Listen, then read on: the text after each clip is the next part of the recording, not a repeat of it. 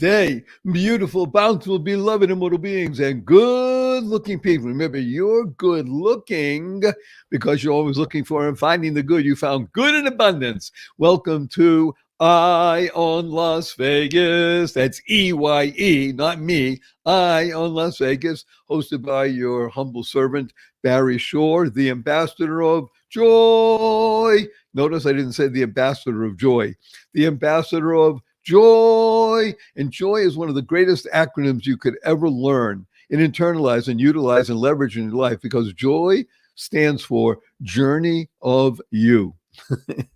That's right. It's all about you. You becoming the best you, because when you're the best you, you make the world a better place. You build more bridges of harmony, you create more joy, happiness, peace, and love in the world.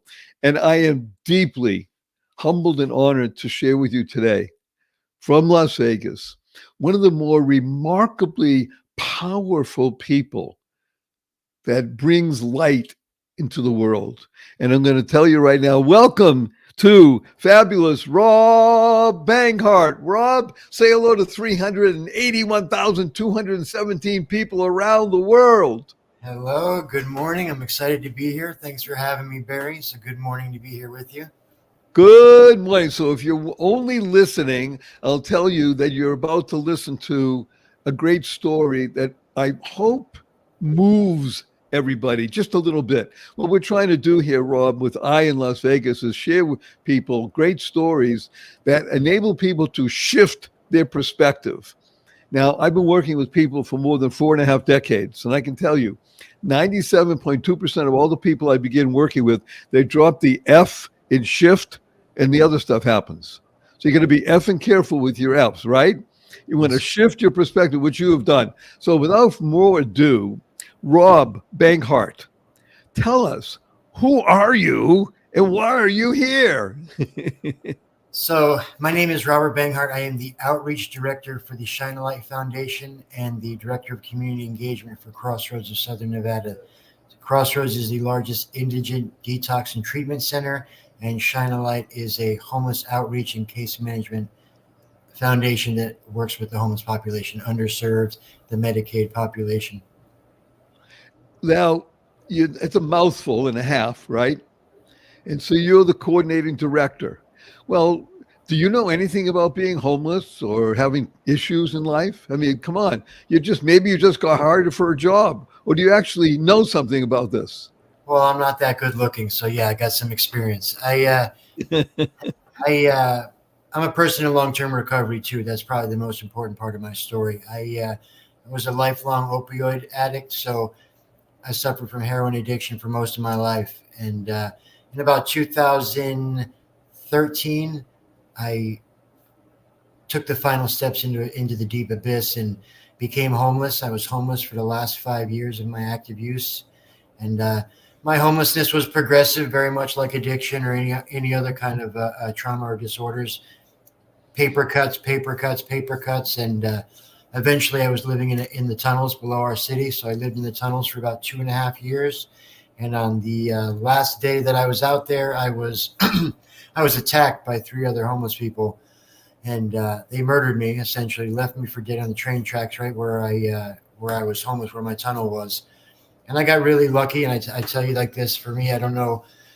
For me, I know it was God, right? I use that word, but I don't know exactly. I don't have a defined God, right? I'm just a spiritual being. I pursue spiritual growth, and I chase something bigger than me. But for me, I use that word because it's easier, right? I get attacked. I was going. There was 4 businesses that faced the train tracks that you wouldn't even know they were there if you didn't live in the area, and they're not open anymore. So that's how legitimate they were. But the 4th business I would go to and drop off stuff that I had hustled up, you know what I mean? Whatever I'd come across to continue my addiction. Well, I went to that business. I dropped a bunch of stuff off. I left. I came back, and 3 guys were waiting for me. And, the nature of addiction, right? On the other side of them was what I needed to get my next fix. So I knew it was about to happen, but I was powerless. I had to go. And they attacked me. They left me for dead on the train tracks. They hit me with an axe a couple times, a pipe, stabbed me, broke my jaw, lacerated my liver. They dragged me onto the train tracks in the hopes that the train will come and kill me and, they'll be clean. Well, this is how, the universe, God shows up in my life, right?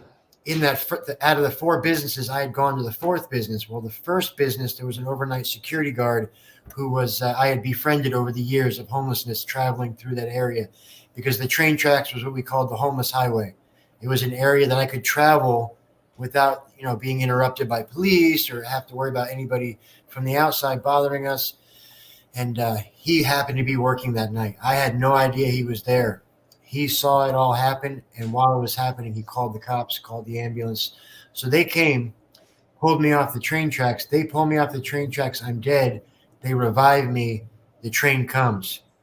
So I wake up to, flashes of this train passing by, people standing over me. And then they gave me a shot of morphine because I was screaming, and I had a knife sticking out of my leg, and I'm all covered in blood. And I died again. And then I woke up 3 days later on life support in the hospital with a nurse standing over me, yelling at me. And really what she was doing was trying to calm me down, because I still thought I was fighting for my life 3 days later. And I'm naked and life support and all the bells and whistles. And I'm still think I'm fighting for my life. So I'm pulling on all the cords and everything. And I was strapped to the bed. I didn't even know this. But what happened in that moment was I felt a hand touch my forehead. And I felt the presence of God in that room. And I heard the words, calm down. And I spent the next month I transitioned from life support in the ICU into a physical therapy hospital. I was in that hospital for a month. And while I was there, our director, Paul Votrino, showed up at the hospital and essentially offered me the way out. He offered me the next step, and I was at that moment so completely broken that I was just willing to do the next thing, So this is, I'm not interrupting, and yet I want to interrupt because I have so many questions. I want to make it into 3 questions only. You said you were a heroin addict, yes, sir. almost from the time you were born. Does that mean that you were born to a mother that was addicted? No, I had a split. My truth is this, right? My truth is that I believe I was born with it. I believe that. My father was an addict. He died of an overdose when I was 14. He wasn't in my life, but I had a very stable home. My mom is a hard worker. She's a great example. She tried to do her best with me. You know what I mean? Like it's really on me. And I say that my behaviors, I believe the addiction was a part of my entire story. I never felt comfortable. And she'll tell you that I was a happy kid and all these things. And maybe outwardly I was, you know what I mean? But internally, because addiction at its core is mental health, right? It's inside. So you had, for those people who know nothing about what he's talking about, and maybe more these days people do, heroin, also known as horse, is what they call monkey on your back. Can't ever get rid of that monkey. Yeah. And am I correct? Correct. And it's the need to make sure that the outside and the inside get harmony. And the only time you can get that is with the big H. Yeah. And that allowed you to get into a space where you actually felt like you were human, even though you weren't. I mean, I'm not laughing at it. Yeah, I was always uncomfortable, even though outwardly I'd be smiling and it looked like I was enjoying my life. But internally, I was miserable, always restless, irritable, and discontent, always my entire life. Right. And the only way you could satisfy that internal was to feed it because it's a monster.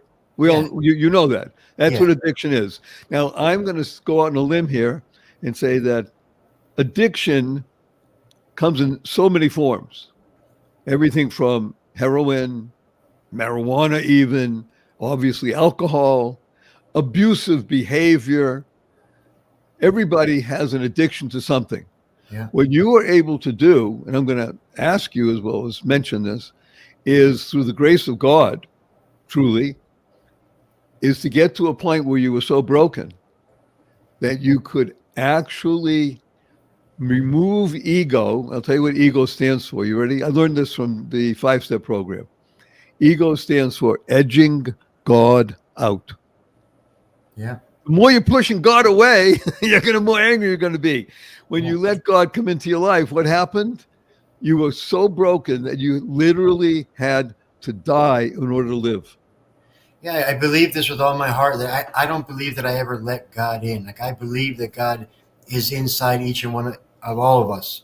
I was completely tuned out to it from the jump. I was never, and just a hard case, right? Not unlike a lot of people, but a hard case. And I needed to be broken. So like the gentleman that attacked me, I've since seen them in doing outreach, and I've thanked all of them, right? Like God comes how he comes, right? He uses the message comes how it comes. Like my messages, my contacts, my God consciousness didn't come from, for me, a church. It didn't come from a mountaintop. It didn't come from, the holy land, what, these analogies that we use, right? For me, it was much more different. It was very equally as powerful and beautiful to me. But you know what I mean? I don't know that anybody would ever ask for a hatchet to be how Right. God. If the good Lord gave you a menu and say, Rob, would you Yeah, please check off when you would not check those boxes. right. And The truth, yet those are the only boxes that could make you work. yeah. And let's be fair. God gave me the entire menu. I was just so stubborn and unwilling that the only thing left by the end was that. That's what it was going to take for a guy like me to be open to all this stuff. You know what I So mean? I'm going to ask you an interesting question. Were you a love on the outside? Were you a loving person or you were a hate-filled person? Ah, that's a great question. It's a dichotomy. It's a very big dichotomy, right? I think in my innermost self, I knew that I was a good person. I knew that I wanted to be a good person. But like you said, the monkey's on my back. I'm powerless. So I'm making all these lack of decisions on the basis of my addiction. So it created this chasm between who I knew I was and who I actually was, right? Which completely separates me from community, family, God. I mean, all of it, right? And so, yeah, it was both. You know what I mean? In my addiction, I did many things that I'm not proud of, many things that I've had to work through and, make amends for and will for the rest of my life. And, but I think I always knew essentially in my core that I was raised right. I had a good family. You know what I mean? Yes, there was things like every family, but like my parents, I always had a house. I didn't have to worry about a house. I didn't have to worry about a meal. I didn't have to worry about clothes. We weren't rich, but like I never went like without, you know what I mean? Like, so I This had, is so wonderful that what you're sharing with the world is the anchor, the foundation of family. Even though your road was very circuitous and treacherous and difficult, yeah, as you said, on the train tracks, you were dead. yeah, The only way you could be dead is the analogy that's oftentimes used, and I like it because it's so real, is that when you put a seed into the ground, the seed literally is buried and has to die. The shell of the seed has to die yeah, in order to grow. yeah, So you had to be broken in order to be healed. yeah, And I love this. So there's a great quote from a man named Alfred Hitchcock, a famous movie maker, and you smile when you hear, he was an amazing man. yeah. And one of the things he said that stuck with me for many decades is hatred is wasted energy. It's no good. It's wasted energy. Now, what you're doing is you're in the world today, every single day of your life. Rob Banghart is building, helping, serving, growing. Am I correct in that? 100%, 100%. What a way to that's called life. Yeah. I mean, I believe this with all my heart. God has a purpose for us all. You know what I mean?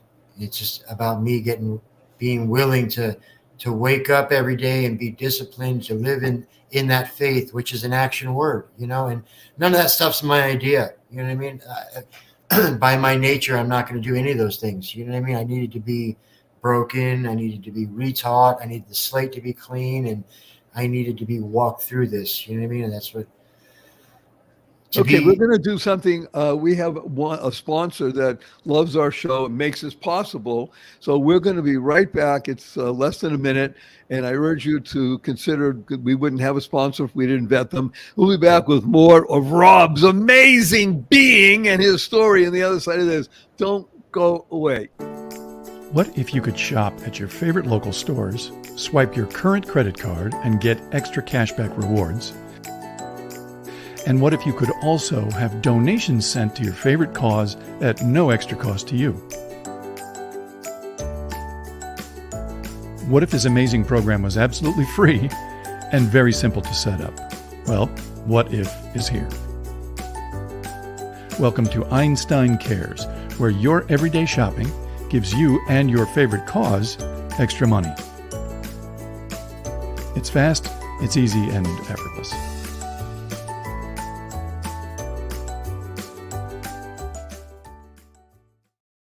Good day, beautiful, bountiful, beloved, immortal beings, and good-looking people. Remember, you're good-looking, so I was looking for and finding the good. We found great good.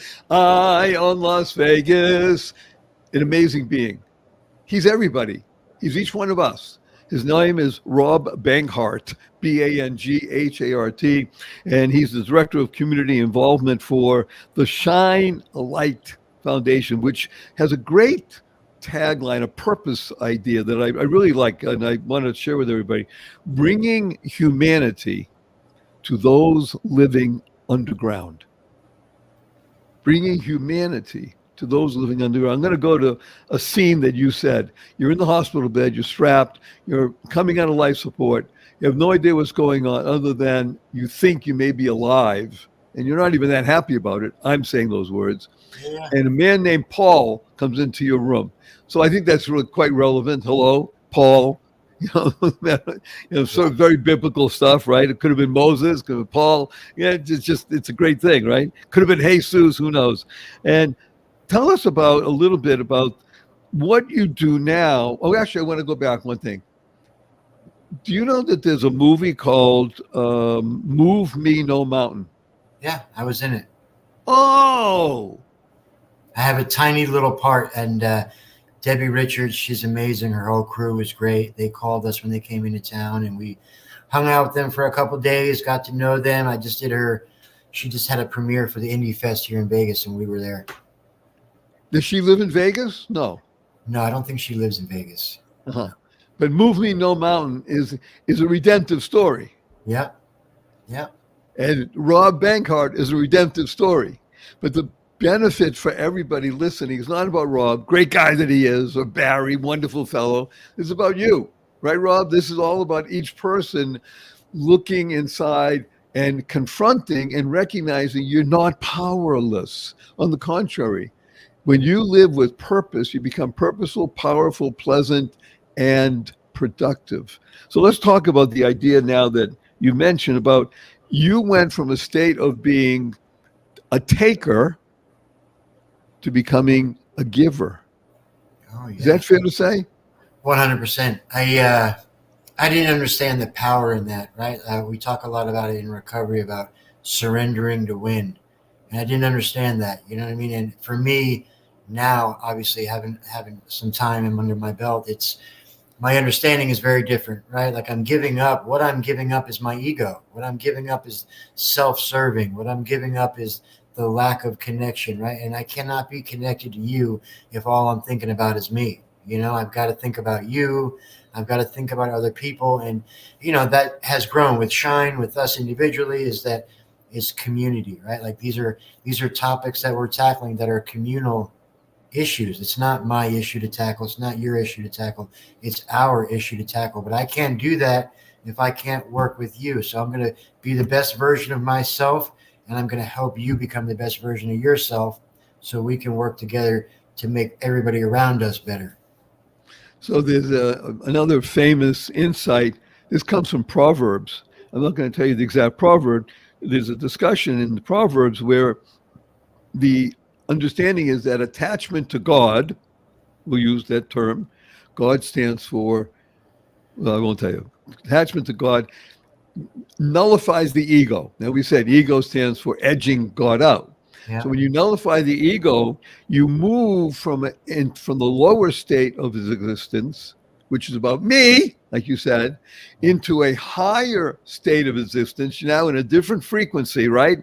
A different mindset, a different body set, a different speech, different actions, and you go from being a taker into being fully, this is the words, being fully needed and necessary.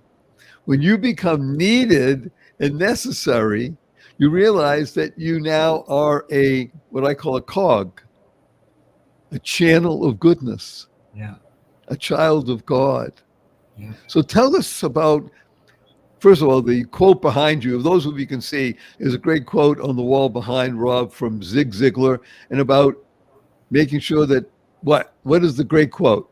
It says that you can have anything you want in life if you just help everybody else get what they want. So it's You hear about that? the connection of people. Like, I can't be so focused on myself. You know what I mean?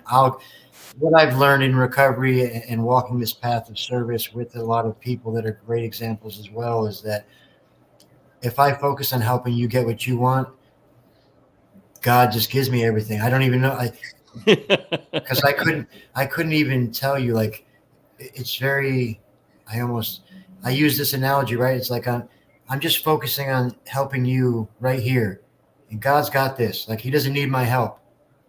And the less that I think about it, the more comes.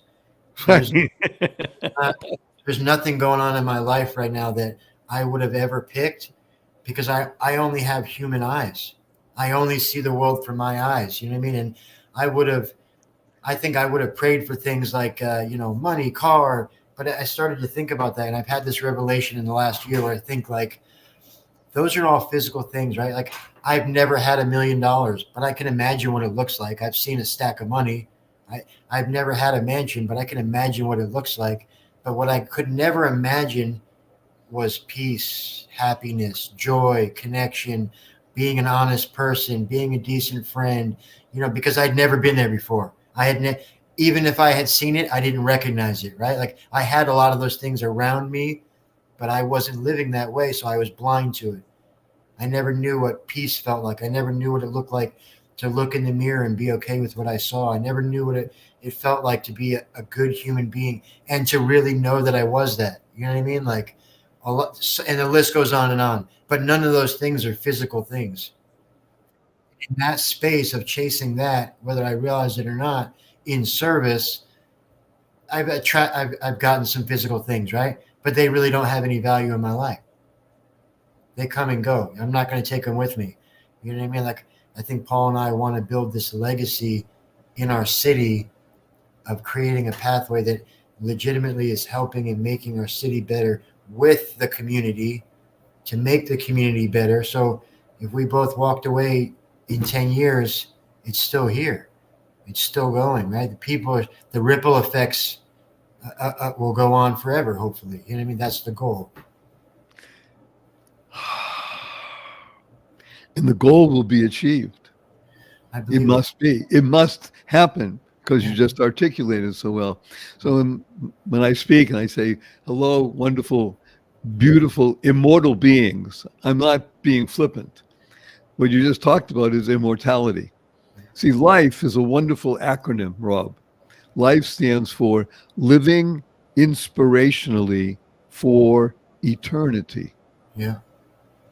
What you do on a regular basis when you're connecting, and you are connected all the time. Yeah. From the moment you go into sleep, into subconscious, the good Lord is taking care of you. And the minute you come into consciousness, it's all directed towards helping, willingly giving, and therefore graciously receiving. Yeah. It's the most beautiful way of. I'm going to ask you a very pointed question. You ready, Rob? I am.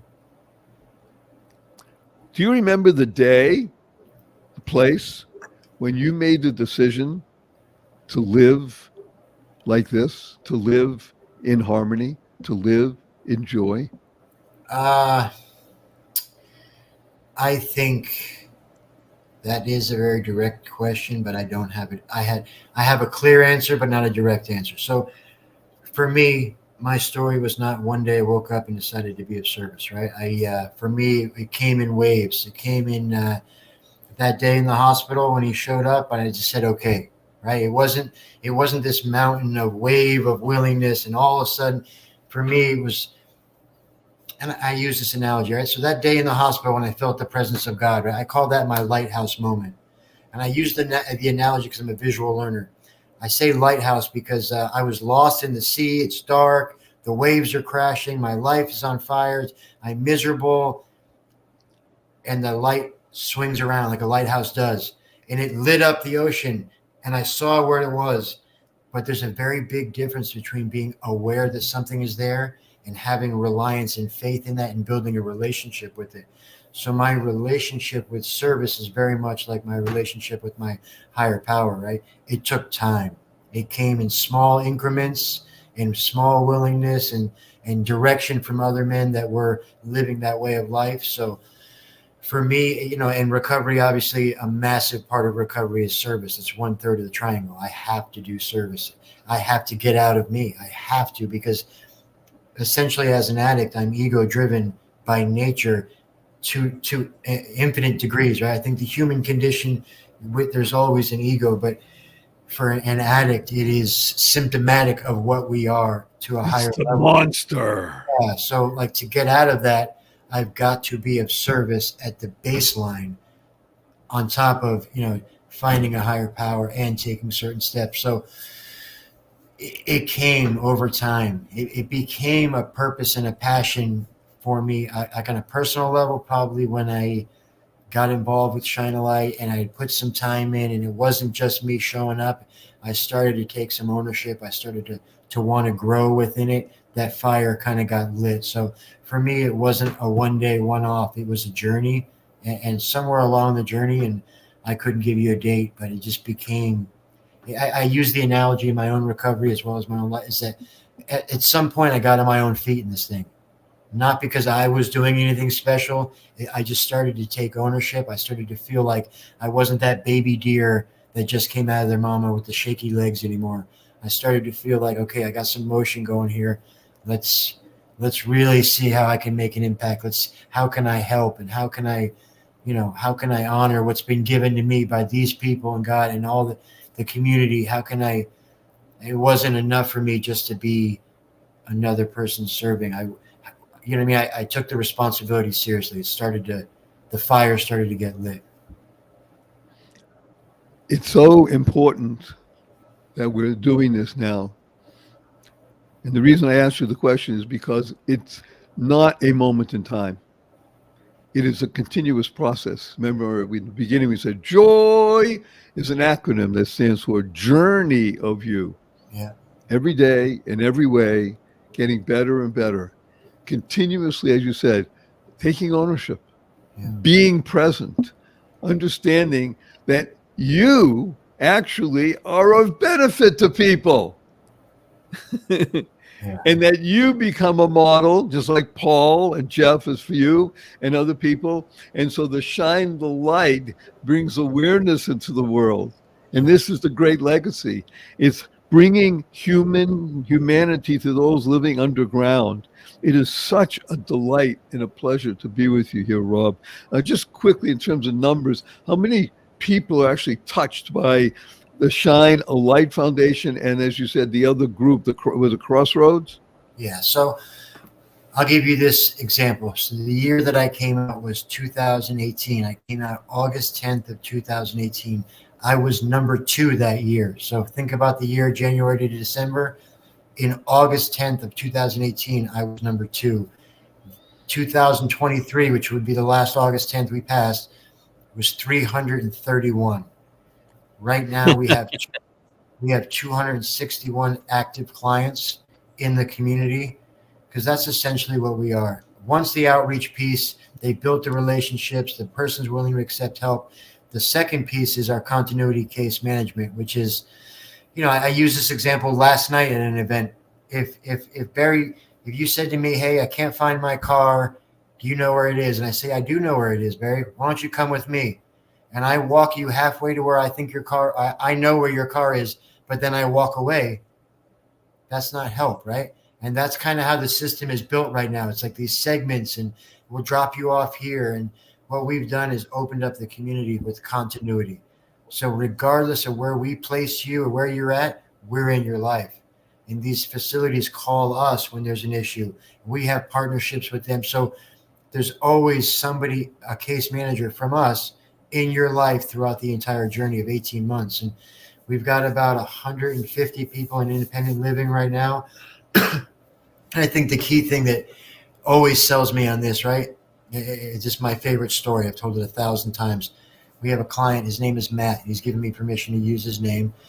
Matt's like me. He came in, he had some head trauma. He had been attacked. He had some mental health, and he goes through detox. He goes into a treatment center that we all work at, and which is Crossroads.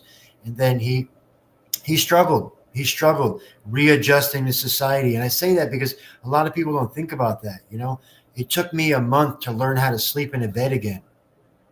And that was one thing. You know what I mean? There was hundreds of things like that I had to readjust to. You know what I mean? It takes 21 days to form a habit. I had been homeless for 5 years. I hadn't used a clock, a phone, hadn't watched TV, taken a shower, hot meal, shaved, the list on and on. All these things that we do every single day and we just take for granted, I hadn't done. So he had that same experience, right? He was having a struggle readjusting to life. We got him through 3 months of treatment. They did great. Clinicians, everybody. He transitions into sober living. Now we step in and we start paying for his sober living. Well, he went through 7 different sober livings before he found the one that fit. He never got kicked out for getting high. He didn't fight with anybody. He just couldn't get along. He couldn't find his spot. And the key there is that at each one of those sober livings, they called us and said, hey, listen, it's not working out. Can we transition him out? We showed up, we picked him up, took him to the next one, right? That continuum. When you're in a weakened state, a state of distress or desperation, or just you need help. When someone shows up, picks you up and transitions into you and introduces you, hey, this is my friend, he's our client, he's here with us, and these are also our friends, the place you're going to, 7 times. Now, the 7th place that he went to, I couldn't tell you what was so different about that place versus the first place, but something clicked there. And because we were able to keep him connected, a year and a half later, he just texted me this morning. He texts me every morning.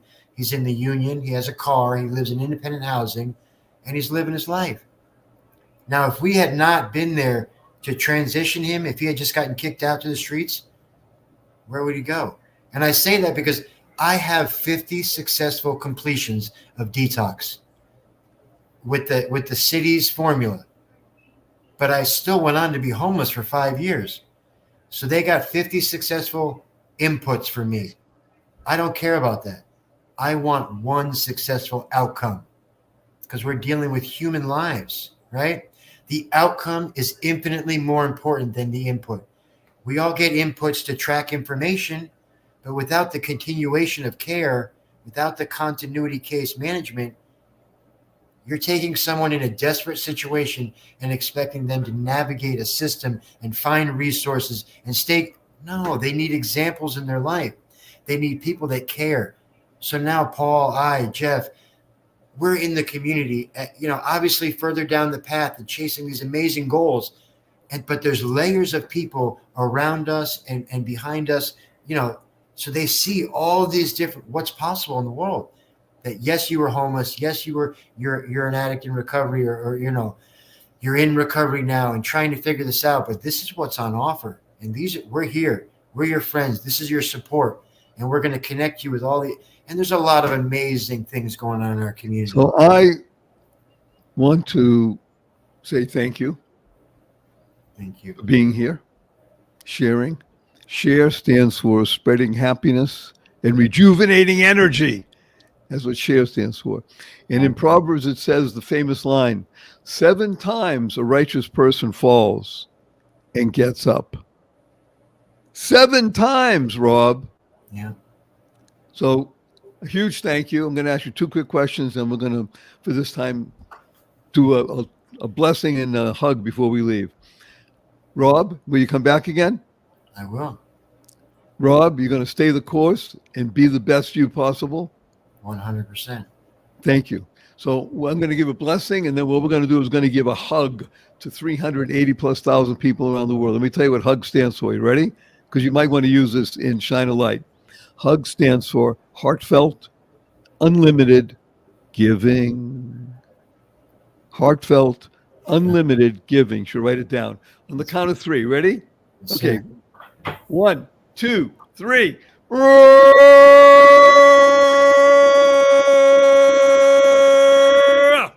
And our blessing from Rob and Barry is go forth.